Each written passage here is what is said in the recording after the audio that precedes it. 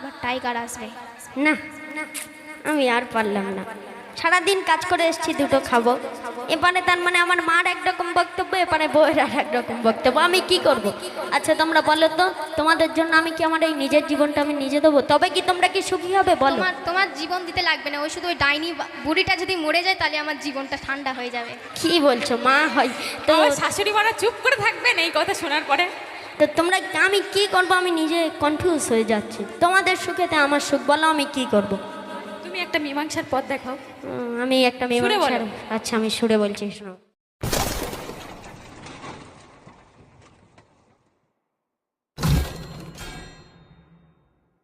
আমার বাড়া ভাতে পড়লো ছাই কেন বলো না, বিষাক্ত নাগিন হলো রে আমারি বৌমা। শাশুড়ি মা বলছে শুনুন, যে ছেলেকে ছোটবেলা থেকে আমি কত ভালোবাসতাম, যে ছেলে আমার সব কথা শুনে চলতো, আর সেই ছেলের যখন বিয়ে হলো আস্তে আস্তে মাঠ থেকে দূরে সরে যেতে লাগলো, মনে হয় যেন তাবিজ করে নিয়েছে। ঠিক বলছি তো?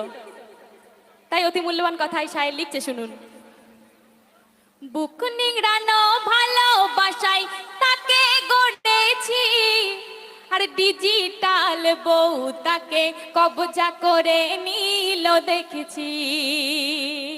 শাশুড়ি তোর মায়ের মতো জানিস না রে বেহায়া, খেতে শুধু মিষ্টি অন্তরে বিষের বড়া। বুক নিংড়ানো ভালোবাসায় তাকে গড়েছি, আর ডিজিটাল বউ তাকে কবজা করে নিল দেখেছি। শাশুড়ি তোর মায়ের মতো জানিস না রে বেহায়া, মুখেতে শুধু মিষ্টি অন্তরে বিষের বড়া।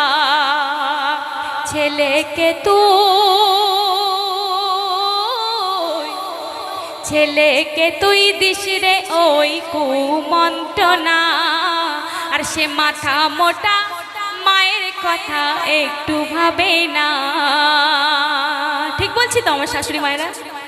আমার বাড়া ভাতে পড়লো ছাই কেন বলো না, বিষাক্ত নাগিন হলো রে আমারি বৌমা।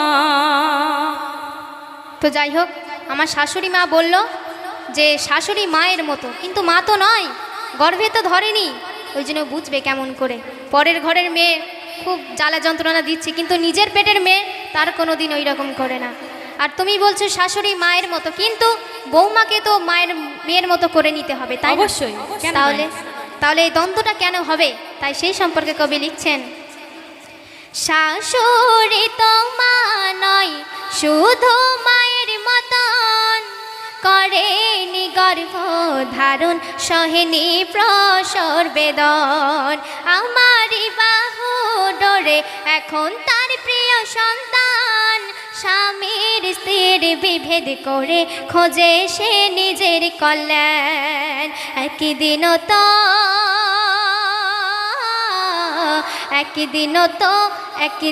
তো বউ ছিলে ও গো মা, খিটির খিটির তুমি আর করো না, ছাড় পোকার কামড় আর তো আমার সহ্য যে হয় না, সারাদিন গুজুর গুজুর করে শাশুড়ি মা। আমি এমন একটা বউ আনলাম যে নামাজ রোজার ধার ধারে না, সারাদিন তার সাজন গোছন নিয়ে ব্যস্ত।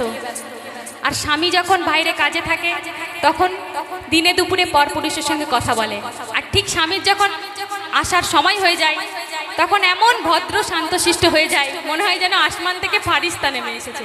তাই বলছে শুনুন, নামাজ রোজার ধার ধারে না, সাজন গোছন আছে বেশ, সুখের সংসারে এই বেনে বউ আগুন লাগিয়ে করলো সে, স্কিন লাইট মেখে সে আবার রূপের বড়াই করে। আমরা এই বৌমার রূপের কত বড়াই, কিরকম রূপের বড়াই জানেন? স্কিন লাইটের রূপের বড়াই। তাই বলছে শুনুন, স্কিন লাইট মেখে সে আবার রূপের বড়াই করে, পরপুরুষের সাথে ফোন করে দিনে দুপুরে, তাই অতি মূল্যবান কথায় শায়ের লিখছে, শুনুন। তোর 14 পিড়ি, তোর 14 পিড়ি উদ্ধার হলো জানিস না, আর স্বামীকে নিয়ে করিস কত ছলনা। আমার বাড়া ভাতে পড়লো ছাই কেন বলো না, বিষাক্ত নাগিন হলো রে আমার বৌমা। তো যাই হোক, আমি না এই আধুনিক যুগের মেয়ে একটু সাজুগুজু করি, তা বলে আমার বুড়ি শাশুড়ি সে সাজুগুজু করবে, এরকম কোনো কথা হলো ভাই? শাশুড়িদের কি সাজতে নেই? হাতে আয়নার চুড়ি, গলাইতে সোনার গহনা, আর বাড়ি বাড়ি ঘুরে ঘুরে বেড়ায়, আর বৌমার নামে শুধু খারাপ সমালোচনা করতে থাকে। আর যদি কোনো জায়গায় মানে ঝগড়া হয়, কাঁচা বেঁধে এসে ঝগড়া করতে নেমে পড়বে। তাই সেই সম্পর্কে কবি লিখছেন, রঙ্গিলা শাশুড়ি আমার হাতে আয়না চুড়ি, বৃদ্ধাকালে সে যে গোজে ঘোরে বাড়ি বাড়ি, কথায় কথায় ঝগড়া করে দেখো কাছা বাঁধিয়া, সিরিয়ালে মেতে থাকে খোদার দিনকে ভুলিয়া, নামাজ রোজা। তুমি শুনছো তো? বলো না। নামাজ রোজা দেখো না ধারে ধারে না, হাতে কানে দেখো তার সোনার গহনা, ছাড় পোকার কামড়ার তো আমার সহ্য যে হয় না, সারাদিন গুজুর গুজুর করে ডাইনি মা। ঠিক বললো আমার শাশুড়ি মারা, এতক্ষণ তো শুনলাম, এবার আমি বলি। একদম ঠিক। আমি এমন একটা বউ আনলাম যে রান্না করতে জানে না, বাপের বাড়িতে হয়তো শুধু ঘুরে ঘুরে বেরিয়েছে। আমার বয়স হয়েছে, আমি চাই আমার বৌমা এবার সংসারের হালটা ধরুক, কিন্তু আমার বৌমা কিরম রান্না করে জানেন? হাঁড়িতে 1 হাঁটু ঝোল, আর সেই ঝোলে কই মাছের ছানা যেন ভেসে বেড়াচ্ছে। আর আমি যখন একটু রান্নাঘর থেকে আড়াল হই, আমার বৌমা মাছ চুরি চুরি করে খায়। আমি যখন জিজ্ঞেস করি, কি বৌমা মাছগুলো কোথায় গেল, বলছে বিড়াল খেয়ে নিয়েছে। আমার কি গুণী বৌমা, বলছি শুনুন। রান্না করে বউ আমার কি জানি কি দিয়া, নুন ছাড়া পাট শাক ভাজে হলুদ বাটা দিয়া, রান্না ঘরে চুরি করে ভাজা মাছ নেই খেয়ে, দেখো ডাইনি উদর ভরাই বিড়ালের দোষ দিয়ে, হাঁটু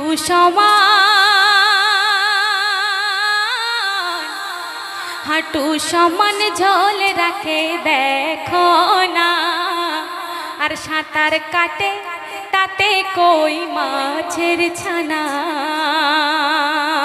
আমার বাড়া ভাতে পড়লো ছাই কেন বলো না, বিষাক্ত নাগিন হলো রে আমার বৌমা। তো যাই হোক, আমার শাশুড়ি মা আমার নামে অনেক কিছু বলল।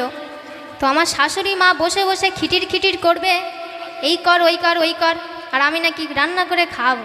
এসব কি সহ্য করা যায় বলুন তো? আর কি করে জানেন, আমি নাকি উল্টো পাল্টা রান্না করি। ঠিক আছে, আমি নাই নতুন নতুন মেয়ে, মডার্ন মেয়ে, আমাকে একটু শিখিয়ে দিতে হবে। তো তা না করে আমার শাশুড়ি মা কিরম রান্না করে জানেন? বিরিয়ানি করবে, একদম শিখতে চাই না, আমি শেখাতে চাই। মিথ্যে কথা বলছে। আলু একদম কাঁচা আর গোশ পুরো পুড়িয়ে ছাই করে দেবে, ওই রকম রান্না করে। আর ডাল রাঁধে যেন কি বলবো, ধোঁয়া ধোঁয়া গন্ধ, এই রকম রান্নার কি বলবো। যাই হোক, সেই সম্পর্কে কবি লিখছেন, আধুনিক ফ্যাশন শাশুড়ি পাকাই ভালো বিরানি, আধুনিক ফ্যাশন শাশুড়ি পাকাই ভালো বিরানি, মাংস দেখো পুড়িয়ে দিল আলুতে নুন দেয়নি, যখন দেখি ডাল রাঁধে দেখি যে চোঙা পোড়া, তরকারিতে পাবে খোঁজে শুধু আগুনের ধোয়া, হাতে কেটে। যদি একটু ভালো ভালো রান্না হয়, সেই রান্নাগুলো সব তুলে রেখে দেবে খাটের তলায়। যদি বলি মা সেইগুলো কোথায় গেল, ভালো ভালো রান্না করলাম, বলবে হাতের তলায় রাখলে বিড়াল খেয়ে নেয়। দেখো দিনই তো যাই হোক, তাই কবি লিখছেন, হাতে কেটে বাটে শাশুড়ি মা, কি পেল বউ ছেলে একটু ভাবলে না, ছাড় পোকার কামড়ার তো আমার সহ্য যে হয় না, সারাদিন গুজুর গুজুর করে শাশুড়ি মা। এবার টাইগার আসবে। না, আমি আর পারলাম না। সারাদিন কাজ করে এসেছি, দুটো খাবো, এবারে তার মানে আমার মার একরকম বক্তব্য, এবারে বউয়ের আর একরকম বক্তব্য, আমি কি করব? আচ্ছা তোমরা বলো তো, তোমাদের জন্য আমি কি আমার এই নিজের জীবনটা আমি নিজে দেবো? তবে কি তোমরা কি সুখী হবে বলো? তোমার জীবন দিতে লাগবে না, ওই শুধু ওই ডাইনি বুড়িটা যদি মরে যায় তাহলে আমার জীবনটা ঠান্ডা হয়ে যাবে। কি বলছো মা? হয় তো আমার শাশুড়ি মারা চুপ করে থাকবেন এই কথা শোনার পরে? তো তোমরা, আমি কি করব? আমি নিজে কনফিউজ হয়ে যাচ্ছি। তোমাদের সুখেতে আমার সুখ, বলো আমি কি করব? তুমি একটা মীমাংসার পথ দেখাও। আমি একটা মেয়ে। সুরে বলো। আচ্ছা আমি সুরে বলছি, শোনো। সংসার সুখের হয় রমণীর গুণে, ওগো এই সংসার সুখের হয় রমণীর গুণে, আর আজকাল মেয়েরা সে কথা কি মানে, আর শাশুড়িকে হতে হবে, শাশুড়িকে হতে হবে মায়ের মতন, তবে মাগো পাবে তুমি বউয়ের যতন। শুনে রাখো কথাগুলো।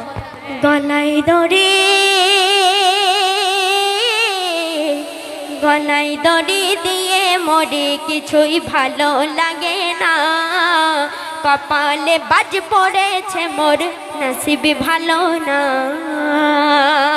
শোনো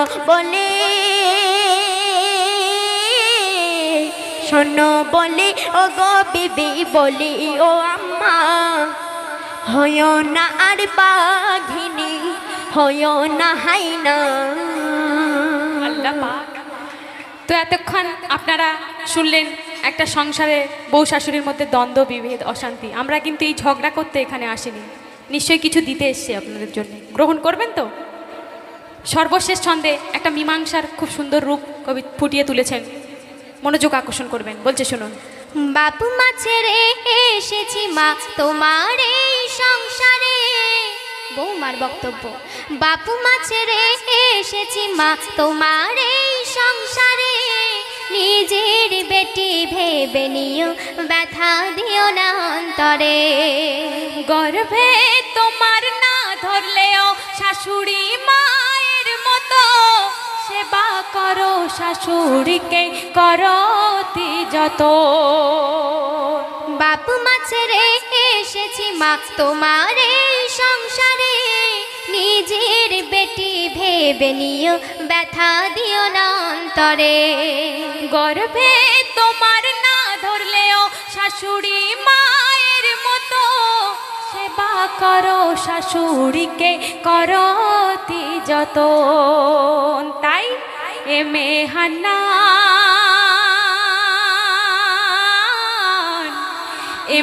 হান্নান বলে দ্বন্দ্ব হবে না, সোনার সোহাগ হবে এই সংসার খানা। এমে হান্নান বলে দ্বন্দ্ব হবে না, সোনার সোহাগ হবে এই সংসার খানা। সোনার সোহাগ হবে সংসার খানা।